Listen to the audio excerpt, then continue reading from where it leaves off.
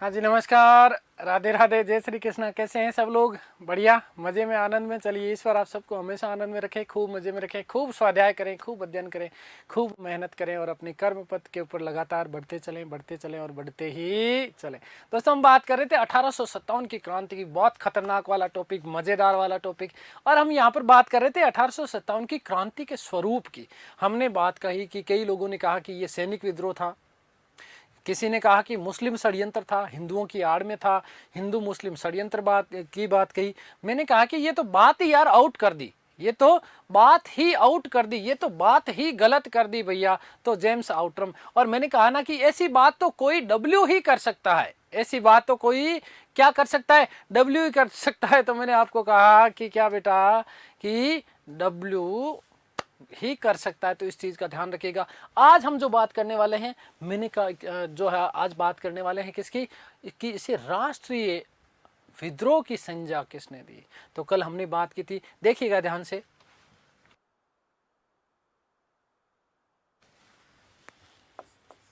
कि राष्ट्रीय विद्रोह क्या चीज है, राष्ट्रीय विद्रोह किसने कहा, ये राष्ट्रीय विद्रोह 1857 को क्या कह दिया गया, राष्ट्रीय विद्रोह कह दिया गया।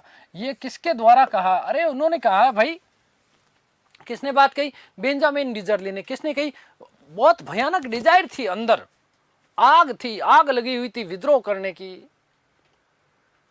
राष्ट्र के लिए कुछ करने की आग लगी हुई थी। याद रखिएगा, राष्ट्र के लिए कुछ करने के लिए क्या थी, आग लगी हुई थी, इसलिए राष्ट्रीय विद्रोह कहा। किसने कहा? बेंजामिन डिजरली ने कहा। किसने कहा? बेंजामिन डिजरली ने कहा। दोस्तों ध्यान से सुनिएगा कि 27 जुलाई 1857 को ब्रिटेन की संसद, हाउस ऑफ कॉमन्स, क्या चीज, हाउस ऑफ कॉमन्स, और हाउस ऑफ कॉमन्स की जब सभा चल रही थी, इसी समय उन्होंने कहा, देखो तुम फालतू की बकवास करते हो, वो तो करो मत, लेकिन मुझे ये लगता है कि ये राष्ट्रीय विद्रोह है। अब तक जो भारतीय लोगों का आपने जो दमन किया है, अब तक जो भारतीय लोगों का आपने खून चूसा है, उनके ऊपर जो आपने अत्याचार किए हैं, इन अत्याचारों के फलस्वरूप ये विस्फोट फूटा है, और ये राष्ट्रीय विद्रोह है। क्या है? राष्ट्रीय विद्रोह है। तो हमारे महान, द ग्रेट रिवेलियन, ग्रेट के लिए मैंने आपको बताया ना क्या, अशोक मेहता ने भी ये बात कही साहब, कि बिल्कुल सही बात है, ये राष्ट्रीय विद्रोह है। आगे बात समझ में क्लियर है ना? तो ध्यान रखिएगा, राष्ट्रीय विद्रोह किसने कहा? बेंजामिन डिजरली ने। यही बेंजामिन डिजरली आगे जाकर के ब्रिटेन के प्रधानमंत्री बने। ब्रिटेन के क्या बने बेटा? प्रधानमंत्री बने। तो ध्यान दीजिएगा, राष्ट्रीय विद्रोह, तो याद रखिएगा कि ब्रिटेन के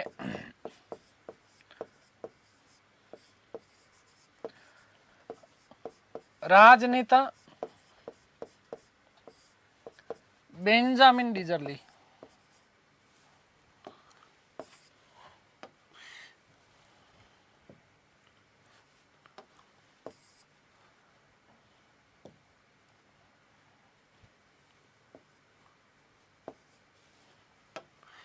बेंजामिन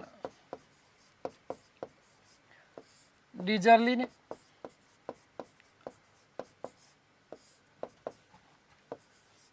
कब? 27 जुलाई 1857 को, 27 जुलाई 1857 को ब्रिटेन के हाउस ऑफ कॉमन्स, ब्रिटेन के हाउस ऑफ कॉमन्स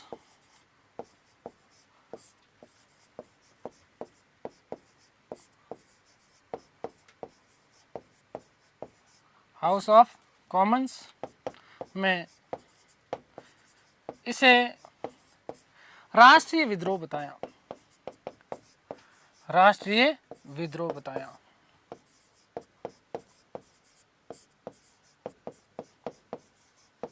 ठीक है। अशोक मेहता भी भारतीय इतिहासकार,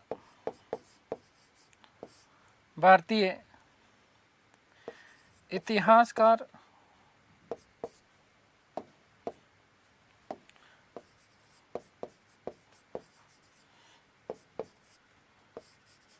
अशोक मेहता, अशोक मेहता भी इस मत का समर्थन करते हैं, इस मत का समर्थन करते हैं।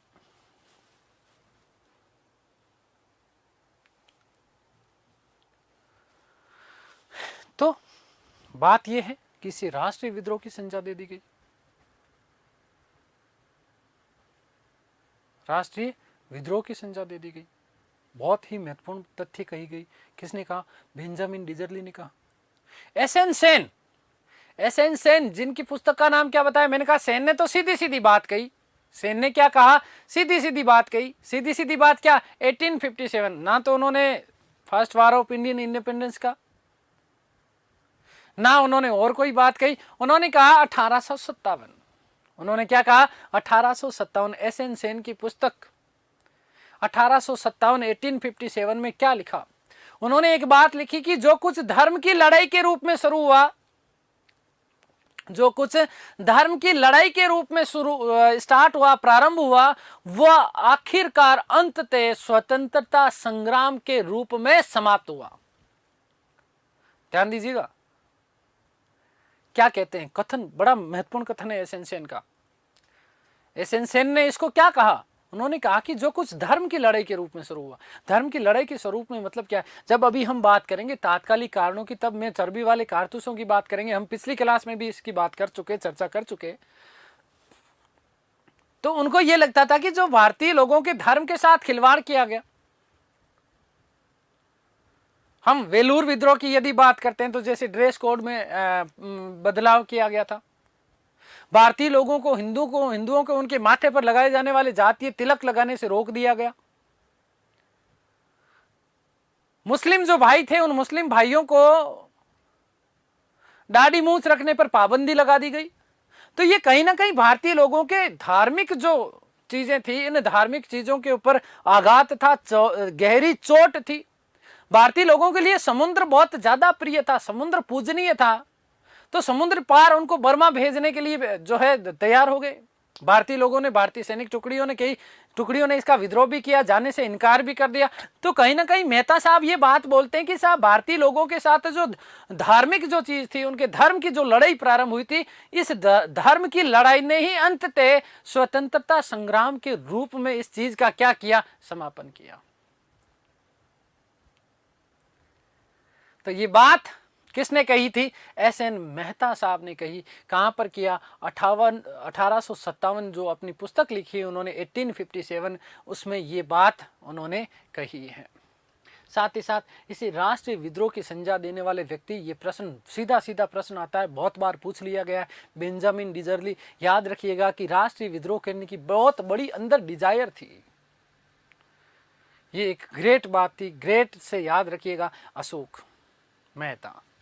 क्या याद रखेंगे बेटा? अशोक मेहता। तो याद रखिएगा। अब इसको क्या हम राष्ट्रीय विद्रोह कह सकते हैं क्या? थोड़ी सी एक छोटी सी ऐसी चर्चा करें यदि हम लोग, तो क्या इसे राष्ट्रीय विद्रोह कह सकते हैं? बिल्कुल कह सकते हैं। मेरे हिसाब से तो इसको राष्ट्रीय विद्रोह कहना अनुचित नहीं होगा। कहीं ना कहीं ये बिल्कुल राष्ट्रीय विद्रोह था। किस रूप में था राष्ट्रीय विद्रोह? क्योंकि भारत के जो है लगभग संपूर्ण भाग में जो है, संपूर्ण भागों में ये फैला, लगभग सभी जगह, और भारतीय लोगों ने इसमें बढ़ चढ़ करके हिस्सा लिया। तो इसको राष्ट्रीय विद्रोह हम लोग कह सकते हैं। इसको राष्ट्रीय विद्रोह हम लोग कह सकते हैं। याद रखिएगा। अगली बात,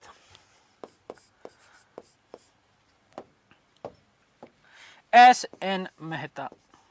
एसएन मेहता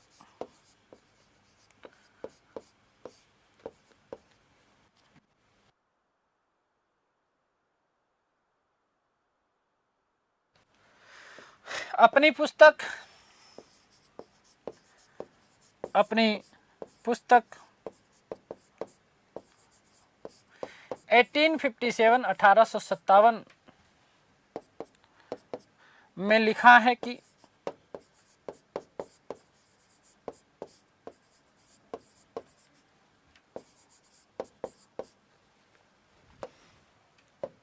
क्या लिखा? कि जो कुछ धर्म की लड़ाई के रूप में प्रारंभ हुआ, जो कुछ धर्म की लड़ाई के रूप में प्रारंभ हुआ, धर्म की लड़ाई के रूप में प्रारंभ हुआ, के रूप में प्रारंभ हुआ।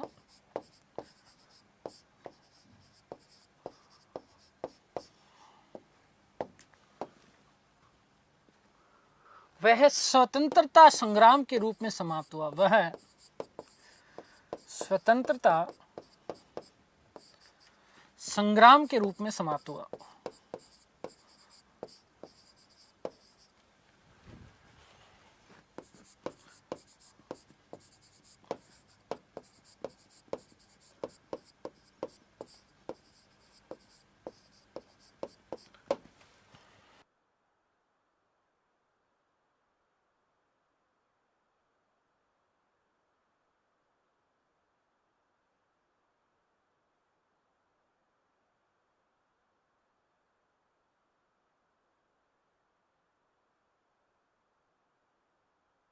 हो गई बात, क्लियर हो गई।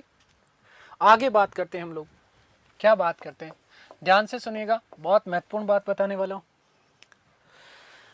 1857 जो क्रांति थी, क्या अचानक क्रांति का विस्फोटन हुआ? क्या अचानक क्रांति अंकुरित हो गई? क्या अचानक भारतीय लोगों के मन में विद्रोह की भावना आ गई? इस सृष्टि में अचानक कुछ भी नहीं हुआ करता, इस सृष्टि में अचानक कुछ भी नहीं हुआ करता। इस 1857 की क्रांति से पूर्व अनेक विद्रोह हुए। हाँ, ये बात अलग है कि वो उन विद्रोहों का स्वरूप इतना ज्यादा व्यापक नहीं था, इतना बड़ा नहीं था, इतना वृहद स्तर पे नहीं हुआ। यदि 1857 की क्रांति को सुनियोजित रूप से संचालित किया जाता तो हमारा भारत 1947 तक इंतजार नहीं करता। हम भारतीय लोगों ने 1857 की क्रांति में ही अंग्रेजों को छक्के छुड़ा दिए थे। तो इतनी बड़ी चीजें, इतना इंतजार हमें नहीं करना पड़ता शायद कहीं ना कहीं। तो 1857 की क्रांति से पहले कौन कौन से विद्रोह हुए, उनके पीछे हम थोड़ी सी चर्चा करने वाले, थोड़ी सी हम बात करेंगे उसके पीछे की पृष्ठभूमि की।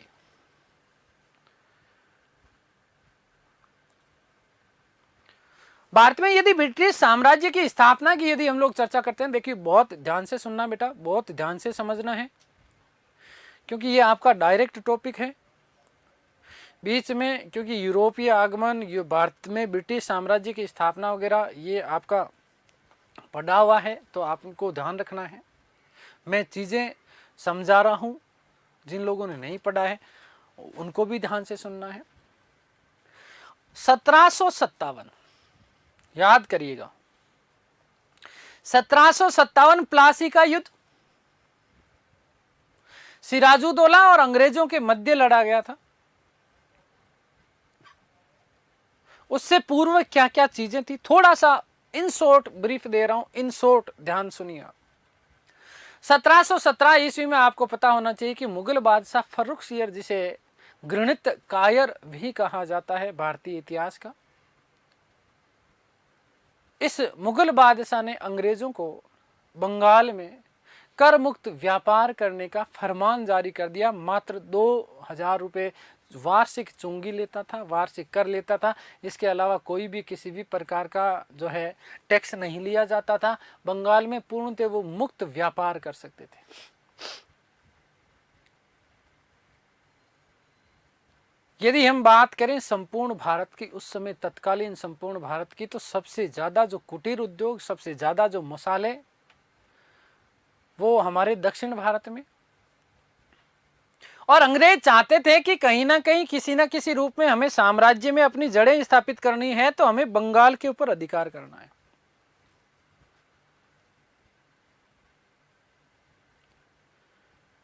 (1740) से लेकर के 1755-56 तक का जो शासनकाल का समय है बंगाल में, वो अलीवर्दी खां मुगलों के अधीन शासक थे एक तरीके से। 1734-35 के आसपास बंगाल के जो है जो गवर्नर हुआ करते थे उनको नवाब का पद दे दिया गया था। पूर्ण रूप से वो स्वतंत्र हो चुके थे, मुगलों के अधीन नहीं होकर के केवल और केवल वो टैक्स अदा किया करते थे और बंगाल में अपना स्वतंत्र राज्य वो चलाया करते थे। तो 1740 के आसपास अलीवर्दी खान शासक बना और अलीवर्दी खान ने मुगलों को जो पेंशन के रूप में जो पैसे दिए जाते थे, जो टैक्स दिया जाता था, जो कर दिया जाता था, वो कर उन्होंने समाप्त कर दिया, कर देना बंद कर दिया। तो मुगल वैसे ही नाराज थे। और फिर दूसरी चीज कि बंगाल में अंग्रेजों को मुक्त व्यापार करने का फरमान प्राप्त हो चुका था। वहां पर वो बंगाल में नवाब अलीवर्दी खां के खजाने को बहुत बड़ा उनका दुरुपयोग कर रहे थे, उनके कोष को, उनके राजस्व को नुकसान पहुंचा रहे थे। किस तरीके से? भाई यदि टैक्स ही नहीं आएगा तो राजस्व वृद्धि कैसे होगी? यदि आज भी वर्तमान में भी हम चर्चा करें, वर्तमान में भी हम बात करें, तो टैक्स सबसे बड़ा आय का साधन होता है। यस और नो? तो कहीं ना कहीं ये चीजें चल रही थी। अलीवर्दी की मृत्यु के बाद में, क्योंकि अलीवर्दी के कोई संतान नहीं थी, तो उसका नाती मतलब दोहिता सिराजुद्दौला शासक बनता है। सिराजुद्दौला के खिलाफ बहुत सारे षड्यंत्र, उसी के परिवार के लोग, घसीटी बेगम, उसकी मौसी, मीर कासिम, बंगाल का एक साहूकार लालचंद, बहुत सारे लोग हैं, खैर उतना अंदर नहीं चलेंगे हम लोग।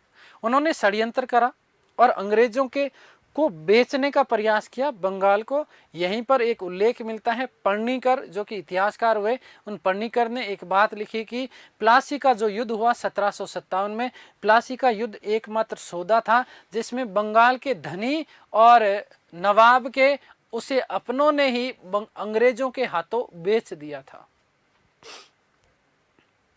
तो 1757 का प्लासी का युद्ध हुआ और इस प्लासी के युद्ध ने भारत में एक तरीके से अंग्रेजी साम्राज्य की नींव रख दी।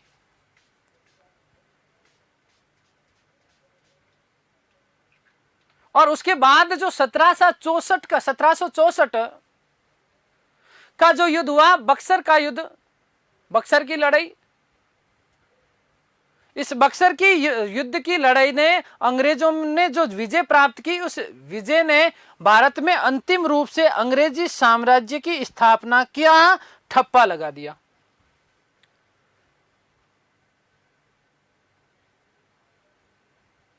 बंगाल में जो प्रथम गवर्नर था उसका नाम रॉबर्ट क्लाइव। इस रॉबर्ट क्लाइव ने मीर जाफर के साथ में मिलकर के बंगाल का खून चूसा, बंगाल में भयंकर उसने टैक्स वसूले और इतना ज्यादा कर आरोपण कर दिया जनता के ऊपर की हालत खराब हो गई। 1757 से लेकर के 1760 के मध्य लगभग 5 से 6 करोड़ रुपए उस समय टैक्स के रूप में वसूले गए थे। बाद में जब बंगाल में अकाल पड़ा तो भी स्थितियां बहुत बुरी, दयनीय स्थितियां रही। और इस दौरान लोगों ने उनके खिलाफ इन 1757 से लेकर के 1857, ये जो 100 वर्ष का जो बीच का जो डिफरेंस हुआ, 1757 से एक तरीके से मैंने अभी बताया कि ब्रिटिश साम्राज्य की स्थापना हो गई है और 1857 में पहला महान विद्रोह हो रहा है। तो इस 100 वर्ष के दौरान सैनिक और असैनिक, यदि विद्रोह की बात करें तो बहुत सारे सैनिक और असैनिक विद्रोह हुए, लेकिन वो इतने ज्यादा कोई संगठित नहीं थे। ब्रिटिश सत्ता के विरुद्ध भारतीय जनता में और भारतीय सैनिकों में बहुत ज्यादा असंतोष था। या फिर हम बात करते हैं असैनिक लोगों की, तो यहां पर जो सामंत हुआ करते थे, जो सामंती व्यवस्था आई, जो सामंती व्यवस्था आई 1793 में, जब कार्नवालिस कोड, स्थायी बंदोबस्त व्यवस्था, 1772 में हालांकि रेगुलेटिंग एक्ट, नियामक अधिनियम जो आया वारेन हेस्टिंग्स के द्वारा, उस समय 1-1 वर्षीय और 5 वर्षीय बंदोबस्त किए गए थे राजस्व वसूलने के लिए। लेकिन जो ज्यादा कार्य हुआ वो 1793 का जो स्थायी बंदोबस्त आया। आगे हम थोड़े से प्रशासनिक आर्थिक कारणों में जब है इसकी चर्चा और करेंगे।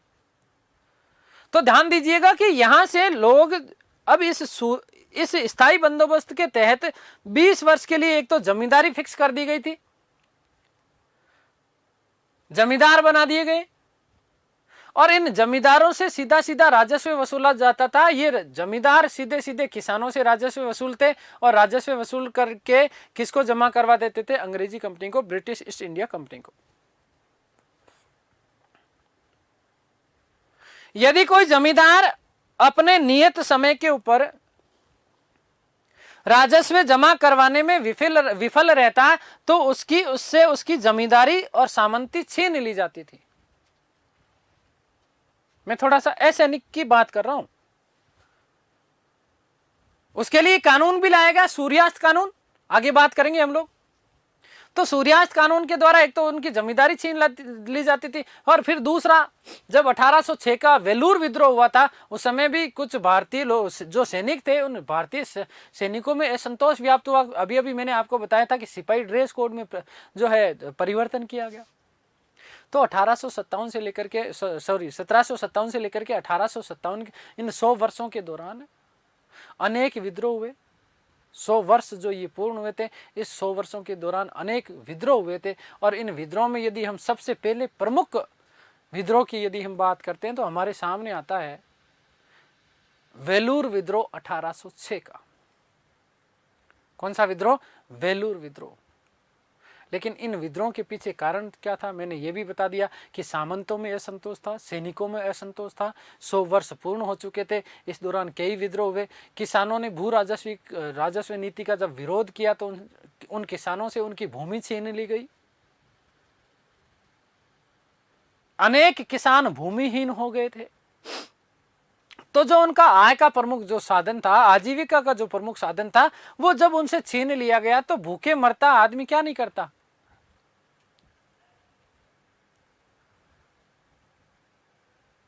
इस संसार में पेट ही तो है सब कुछ, जिसके लिए हम सब कुछ कर रहे हैं। मैं अभी क्यों चिल्ला रहा हूं? इसके लिए। आप अभी क्यों सुन रहे हैं, क्यों पढ़ रहे हैं? इसी के लिए। इसका भरण पालन पोषण करना बहुत बड़ा दुभर होता है। तो 1857 से पूर्व कौन कौन से विद्रोह हुए उनकी हम लोग चर्चा कर रहे हैं। यहां देखिएगा, 1857 की क्रांति से पूर्व, 1857 की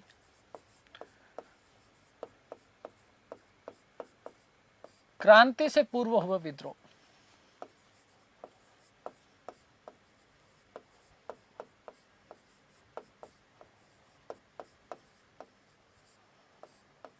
ध्यान दीजिएगा। सबसे पहले मोस्ट इंपोर्टेंट, जहां से बेटा आपका प्रश्न बनता है, वेलूर विद्रोह बहुत बार पूछा जाता है, याद रखिएगा। मैं बात कर रहा हूं वेलूर विद्रोह की।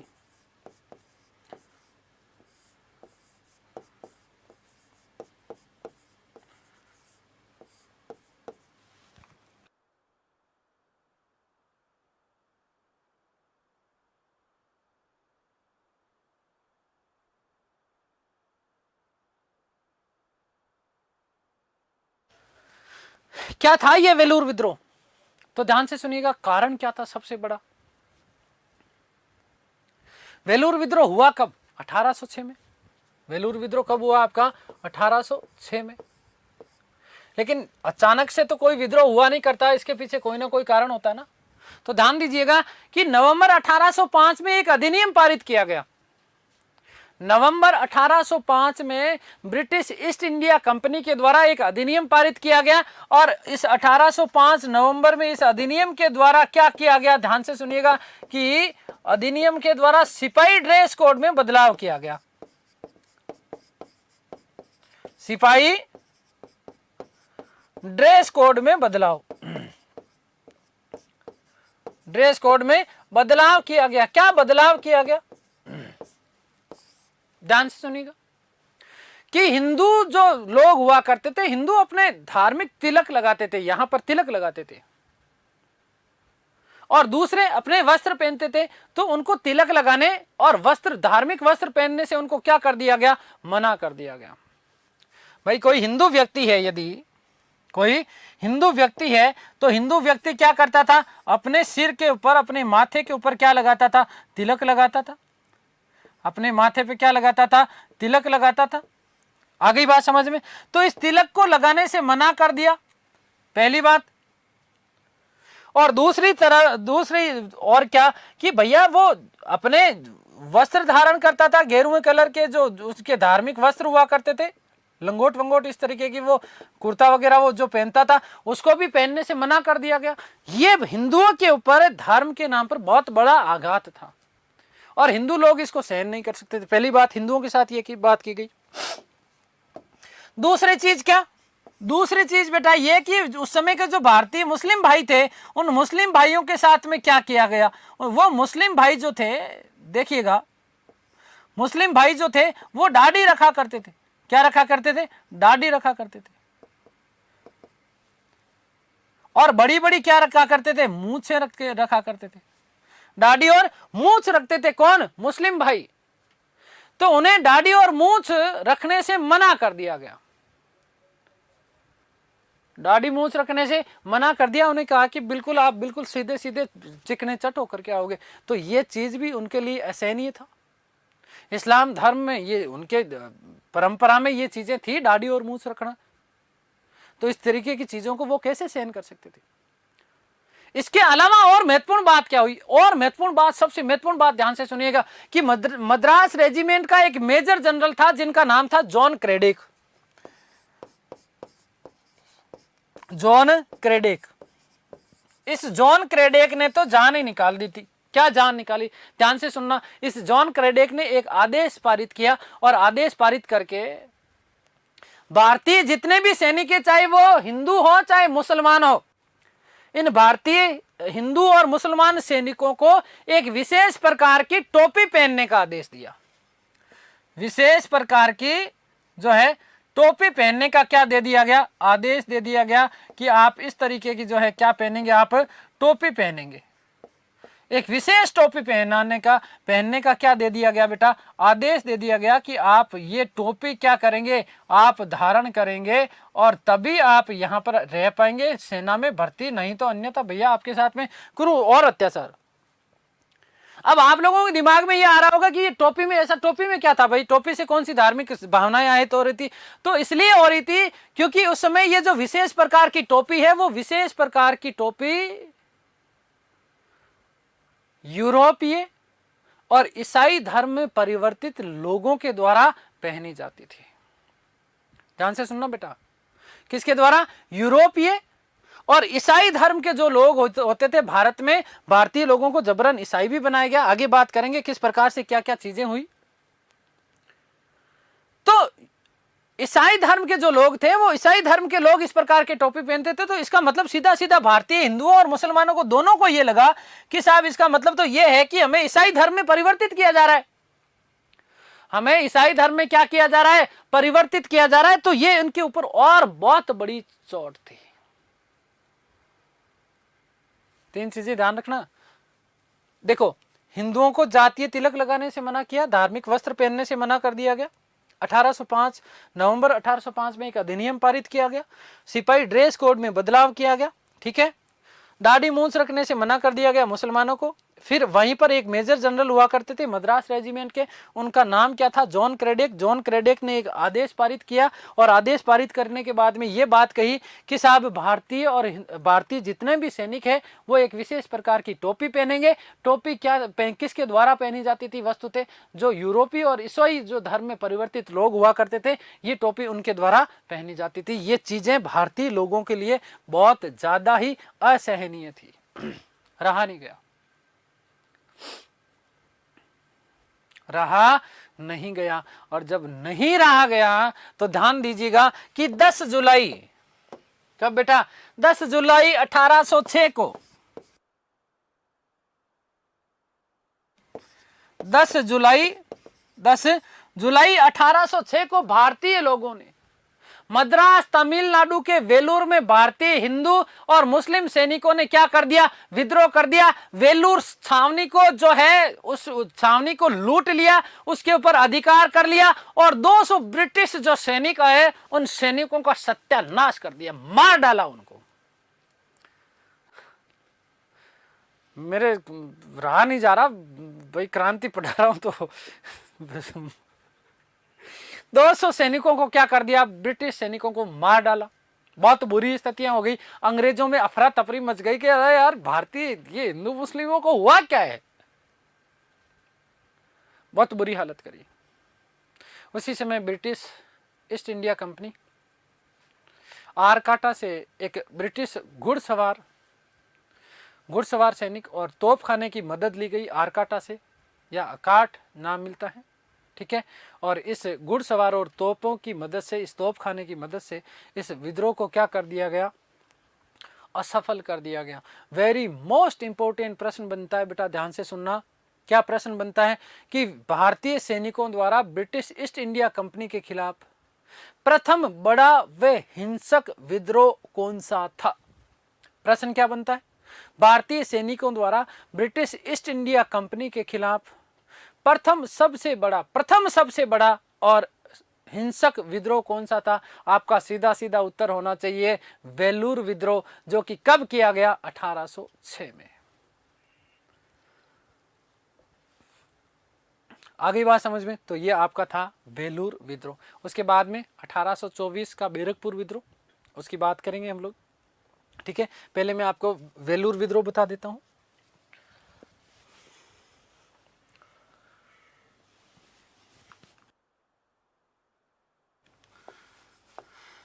वेलूर विद्रोह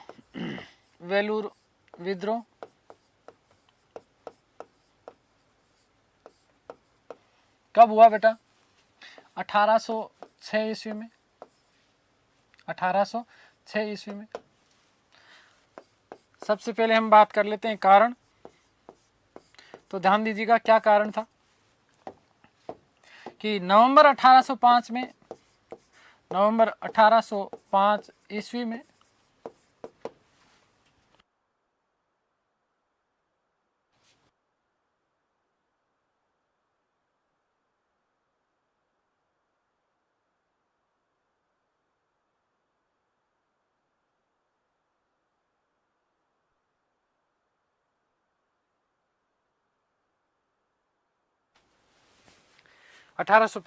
में पारित एक अधिनियम द्वारा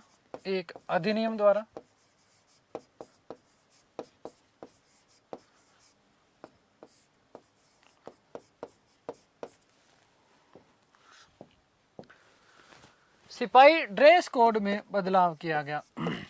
सिपाही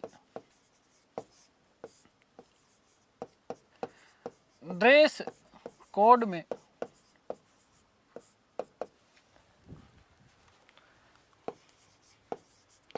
बदलाव किया गया।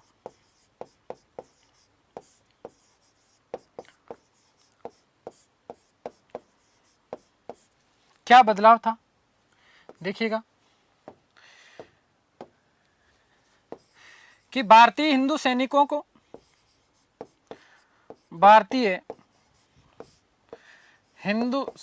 को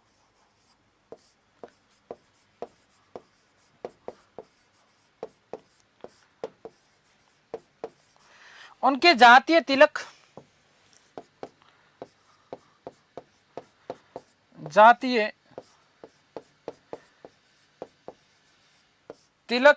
व धार्मिक वस्त्र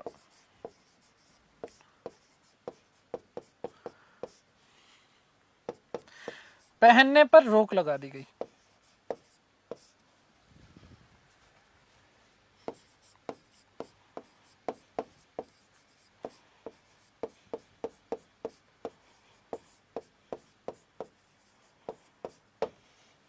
ठीक है, नेक्स्ट बात,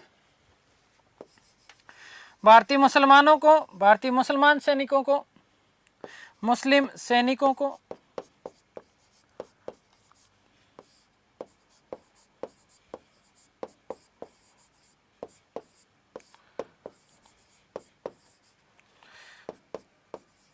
दाढ़ी मूछ रखने पर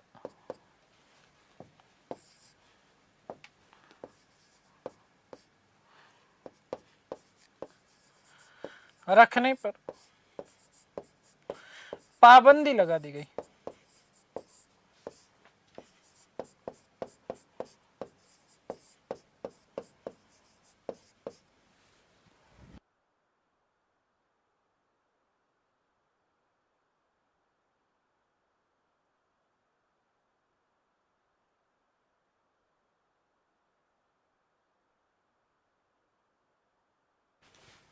अगली बात, मद्रास रेजिमेंट के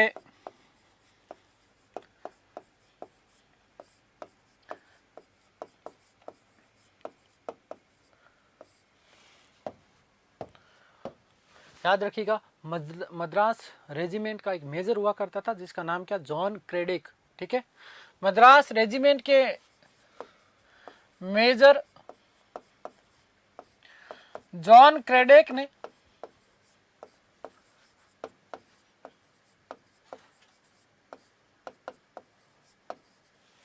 आदेश पारित कर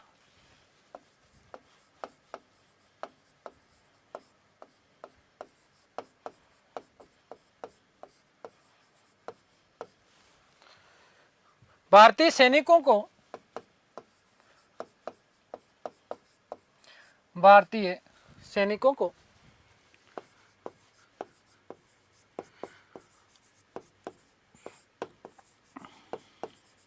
एक विशेष प्रकार की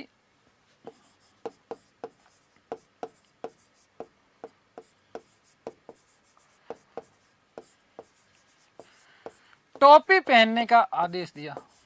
टोपी पहनने का आदेश दिया।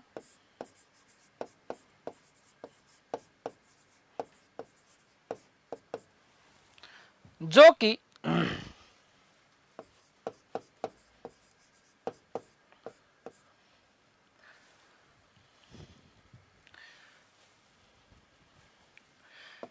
यूरोपियों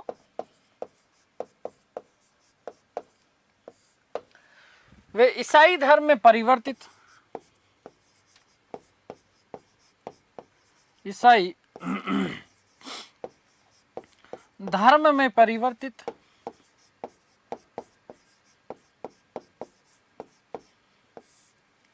लोगों के द्वारा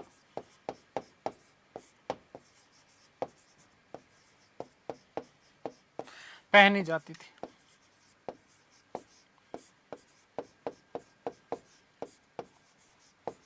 और इसीलिए क्या हुआ बेटा, विद्रोह हुआ। अब क्या फूटा, विद्रोह फूटा कब, 10 जुलाई 1806 को। अब क्या हुआ, विद्रोह हुआ 10 जुलाई 1806 को। 10 जुलाई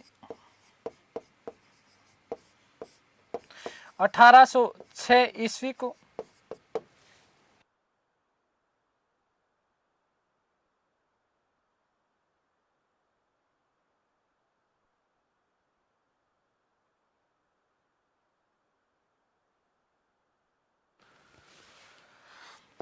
मद्रास तमिलनाडु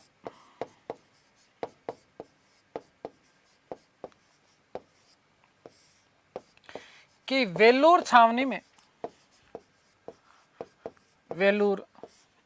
में भारतीय सैनिकों ने विद्रोह कर दिया। भारतीय सैनिकों ने विद्रोह कर दिया।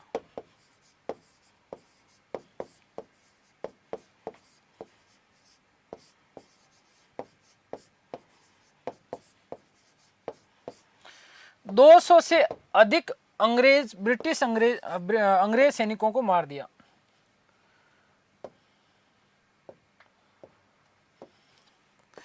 दो सौ से अधिक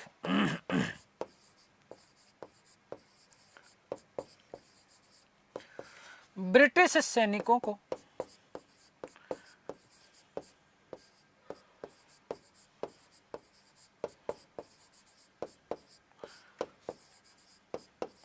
मार डाला। ब्रिटिश ईस्ट इंडिया कंपनी ने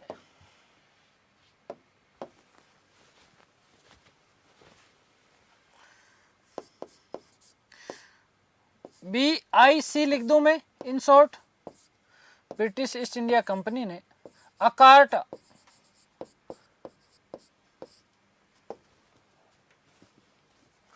या आरकाटा, ठीक है, से घुड़सवार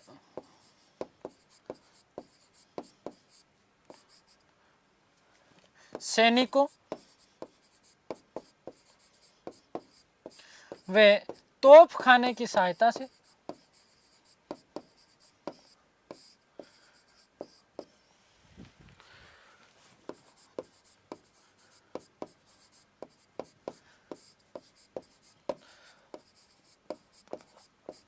इस विद्रोह का दमन किया।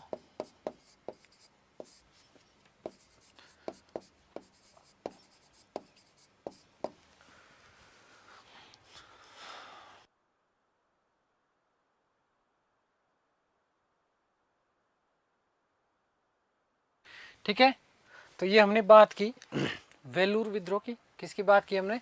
वेलूर विद्रोह की। नंबर 2 यदि हम बात करते हैं बेटा, नंबर 2, तो देखिएगा, ध्यान दीजिएगा, हम बात करते हैं नंबर 2 पे 1824 का बैरकपुर विद्रोह। 1824 में यदि हम बात करें तो उस समय भारत में ब्रिटिश ईस्ट इंडिया कंपनी का जो गवर्नर था, उस गवर्नर का नाम लॉर्ड एम हर्स्ट।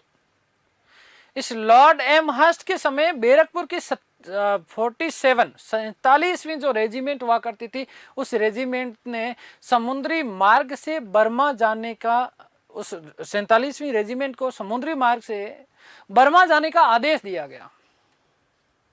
अब मैंने अभी आपको थोड़ी देर पहले कहा, मैंने कहा कि भारतीय लोगों के लिए समुद्र देवता की तरह था, पूजनीय था, उसको पार करके जाना उनके धर्म के विरुद्ध था, और इसलिए सैनिकों ने समुद्री मार्ग से बर्मा जाने के लिए क्या कर दिया? इनकार कर दिया। और यहीं पर क्या कर दिया गया? विद्रोह कर दिया गया। क्या कर दिया गया? विद्रोह कर दिया गया। देखिएगा 1824 का 1824 बैरकपुर विद्रोह। बैरकपुर विद्रोह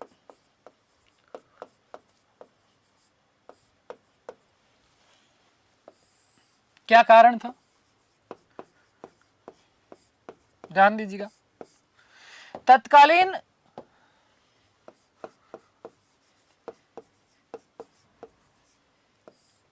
गवर्नर जनरल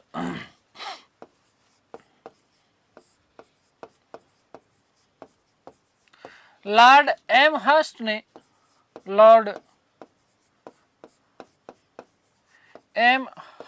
ने भारतीय सैनिकों को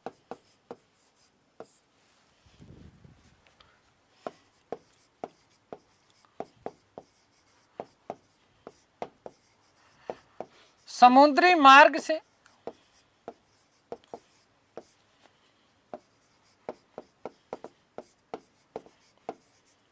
बर्मा जाने का आदेश दिया। बर्मा जाने का आदेश दिया।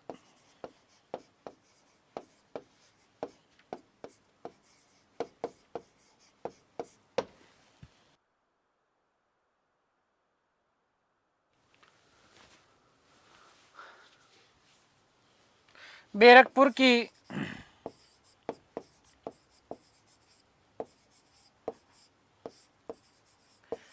47वीं रेजिमेंट के सैनिकों ने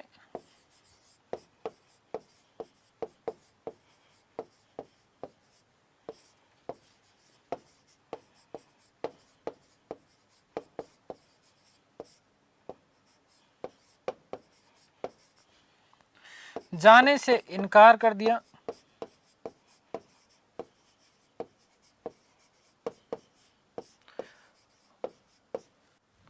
विद्रोह कर दिया।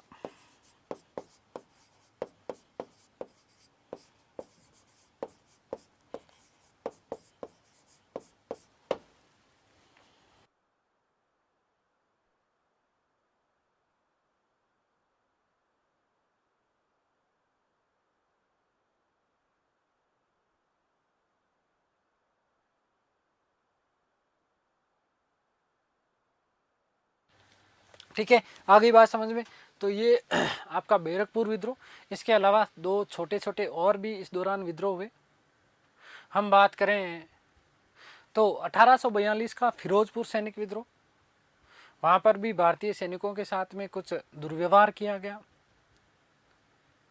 मूल कारण क्या थे उसके पीछे ज़्यादा कुछ एग्जैक्ट आपको क्लियरेंस नहीं मिलता, लेकिन फिर भी 1842 में फिरोजपुर के जो लोग थे उन्होंने सैनिक विद्रोह कर दिया। उसके बाद यदि हम बात करें तो कांगड़ा विद्रोह, कांगड़ा हिमाचल प्रदेश, 1848 में कांगड़ा के सैनिकों ने विद्रोह किया। इसी दौरान आप लोगों को पता होना चाहिए कि 1848-49 में द्वितीय पंजाब युद्ध लड़ा गया था, और इस पंजाब युद्ध में अंग्रेजों के खिलाफ जो है जनता और सेना में विद्रोह था, इसीलिए कांगड़ा का विद्रोह किया गया 1848 में। तो ये दो विद्रोह भी आप इसके साथ में याद रखिएगा। कौन कौन सा? एक तो कांगड़ा विद्रोह 1848, एक 1842 का फिरोजपुर विद्रोह। ठीक है,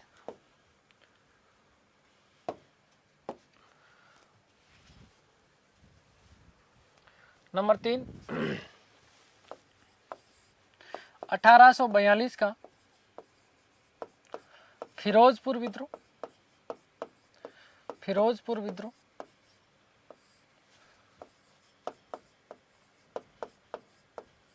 ये ज्यादा बड़े नहीं थे। और एक 1848 ईस्वी का कांगड़ा हिमाचल, ठीक है, विद्रोह। अब उसके बाद जो सबसे बड़ा खतरनाक उसके बाद यदि विद्रोह हुआ तो हम बोलते हैं सांथालों का विद्रोह। और सांथालों का जो विद्रोह हुआ वो 1855-56, मोस्ट इंपोर्टेंट है, ये प्रश्न पूछा हुआ है सांथाल विद्रोह कब हुआ है, तो 1855-56 में सांथाल विद्रोह हुआ। 1857 की क्रांति से पूर्व प्रथम हिंसक जनजातीय विद्रोह कौन सा था? मोस्ट इंपोर्टेंट प्रश्न बनता है, याद रखिएगा। तो कौन सा था? आपका सांथाल विद्रोह। और सांथाल विद्रोह की यदि हम बात करते हैं तो मुर्शिदाबाद से लेकर के बिहार, भागलपुर वे राजमहल की पहाड़ियों तक विस्तृत था। ये क्या था सांथाल विद्रोह? राजमहल, एक तो एक बात और याद रखिएगा कि राजमहल की पहाड़ियों में हुआ, ये राजमहल की पहाड़ियों के आसपास, इसलिए इसको पहाड़िया विद्रोह भी कहा जाता है। इसी को क्या कहा जाता है? पहाड़िया विद्रोह भी कहा जाता है। मोस्ट इंपोर्टेंट प्रश्न बन जाता है।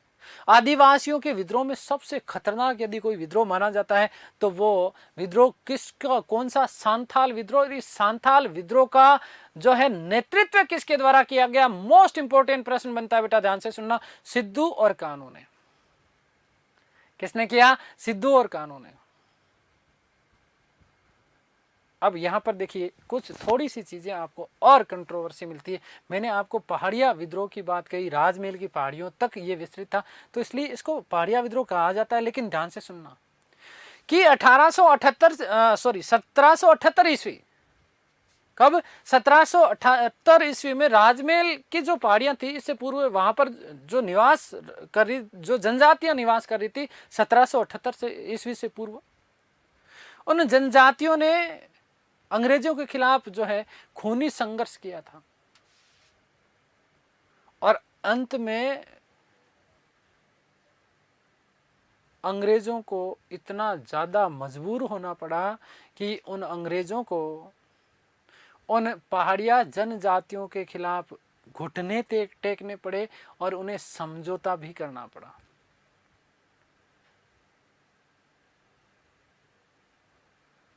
और समझौता करने के बाद में उस राजमहल की जो पहाड़ियां हैं, उस राजमहल की पहाड़ियां क्षेत्र को उन्होंने एक चीज घोषित किया।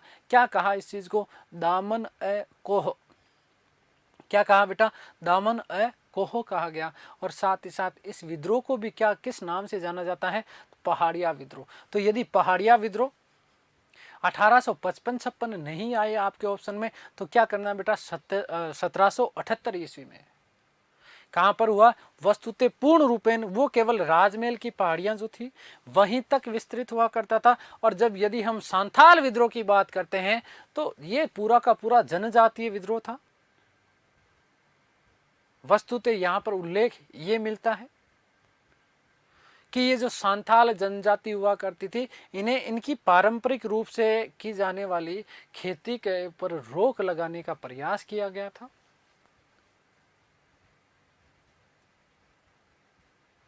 इनके क्षेत्रों को, इनके खेतों को छीनने का प्रयास किया गया था और इसी से ये संगठित हुए और बहुत बुरी तरीके से बछेड़े बुलाए, मारा पीटा किसको, अंग्रेजों को। तो सांथाल विद्रोह से सीधा सीधा मोस्ट इंपोर्टेंट प्रश्न देखो, दो प्रश्न बनते हैं सांथाल विद्रोह से। कौन कौन से बेटा? एक तो ये बनता है कि जो है प्रथम हिंसक जनजातीय विद्रोह कौन सा था 1857 की क्रांति से पूर्व, तो याद रखिएगा सांथाल विद्रोह। दूसरा सांथाल विद्रोह का समय पूछ लिया जाता है तो 1855-56, और नेतृत्वकर्ता पूछ लिया जाता है सिद्धू और कान्हू, सिद्धू और कान्हू। और इसे क्या कहा जाता है, तो पहाड़िया विद्रोह यदि आ जाए तो आपको कर देना है। एग्जैक्ट जो पहाड़िया विद्रोह जिसे हमने कहा उससे पूर्व भी एक हो चुका 1778 में। किसने किया था, तो राजमहल की जो पहाड़ियां थी वहां पर जनजातियां जो निवास करती थी, इन जनजातियों ने अंग्रेजों के खिलाफ बिगुल बजाया था, अंग्रेजों को घुटने टेकने पड़े, दीवाने कोह उस क्षेत्र को जो है घोषित किया गया और साथ ही साथ उन्होंने उनके साथ में समझौता कर लिया और इसी चीज़ को भी क्या कहा जाता है, पहाड़िया विद्रोह के नाम से भी जाना जाता है। ये नोट लगा करके ये बात मैं आप लोगों के लिए विशेष रूप से लिखवा दूंगा। ठीक है, बात कर लेते हैं हम लोग सांथाल विद्रोह।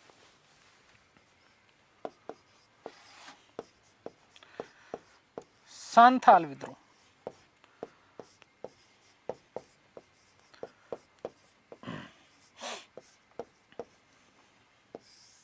इंपॉर्टेंट है। 1855-56 ईस्वी, ठीक है, तो ध्यान रखिएगा मोस्ट इंपॉर्टेंट बात क्या है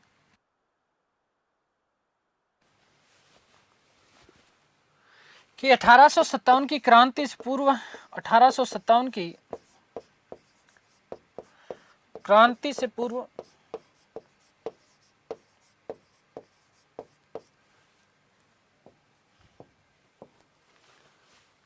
प्रथम हिंसक जनजातीय विद्रोह था, जनजातीय विद्रोह था।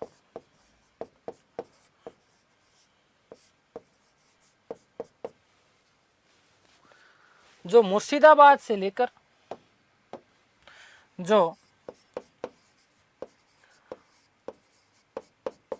मुर्शिदाबाद दक्षिणी बिहार, मुर्शिदाबाद से लेकर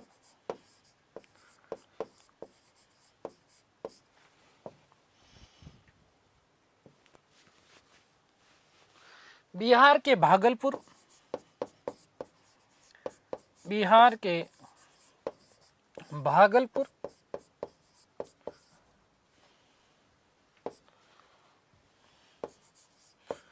बिहार के भागलपुर में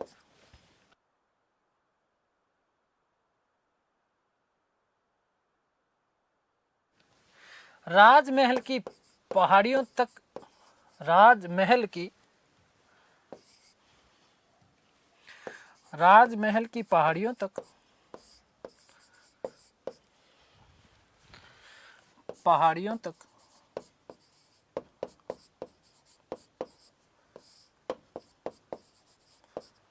विस्तृत था।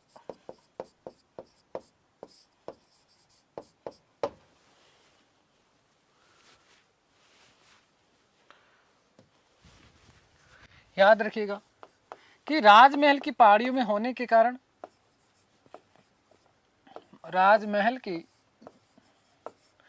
पहाड़ियों में होने के कारण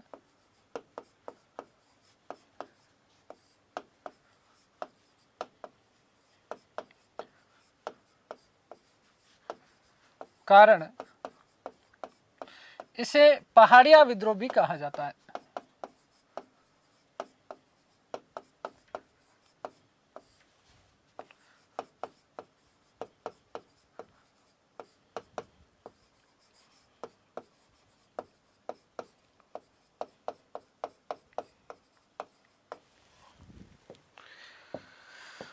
मोस्ट इंपोर्टेंट,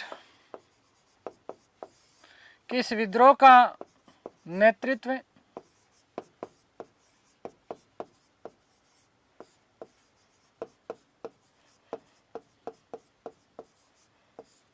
सिद्धू व कान्हू ने किया।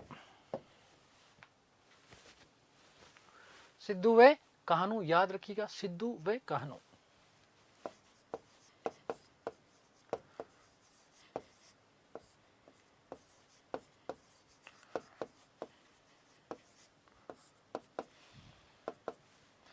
द्वारा किया गया।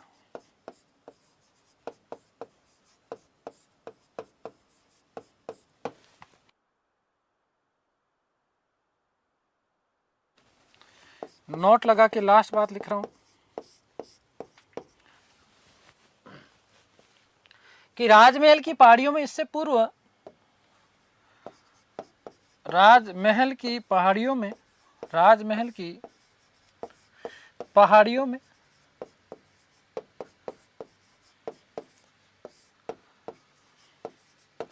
इससे पूर्व 1778 ईस्वी, 1778 ईस्वी में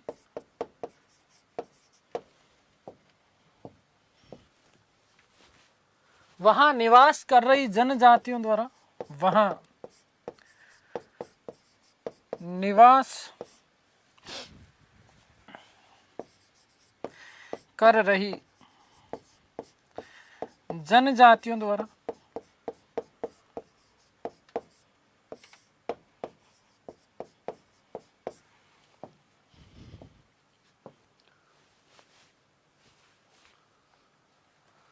खूनी संघर्ष किया गया, खूनी संघर्ष किया गया।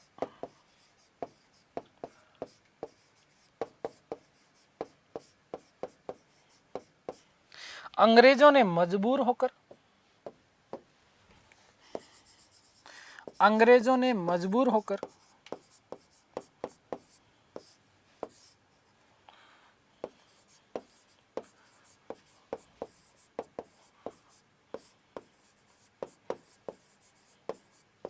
समझौता किया,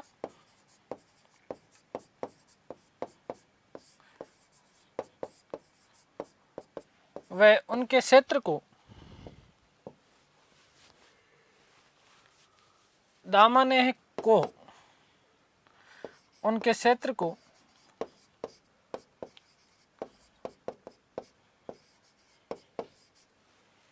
दामने को, दामन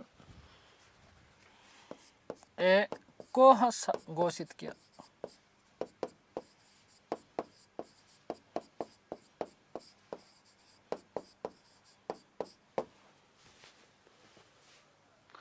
इस विद्रोह को भी पहाड़िया विद्रोह के नाम से जाना जाता है। इस विद्रोह को भी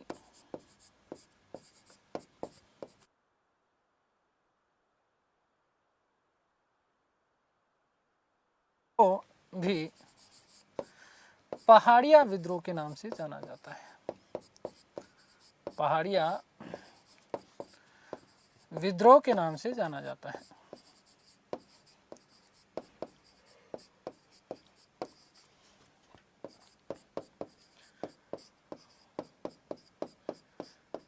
चलिएगा साहब, तो ये हमने बात कर ली कि 1857 की क्रांति से पूर्व कौन कौन से विद्रोह हुए प्रमुख, उन समस्त विद्रोहों का हमने अध्ययन कर लिया है।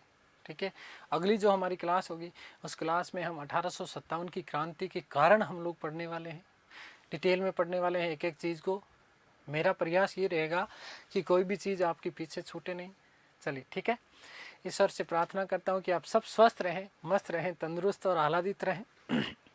इस सृष्टि की संपूर्ण खुशियाँ आपको और आपके परिवार को मिले, आप लोग जल्द से जल्द सफल हो, ये मेरी आप लोगों के लिए शुभकामनाएं हैं। मिलते हैं हमारी अगली क्लास में, तब तक के लिए सभी को धन्यवाद, नमस्कार, थैंक यू सो मच।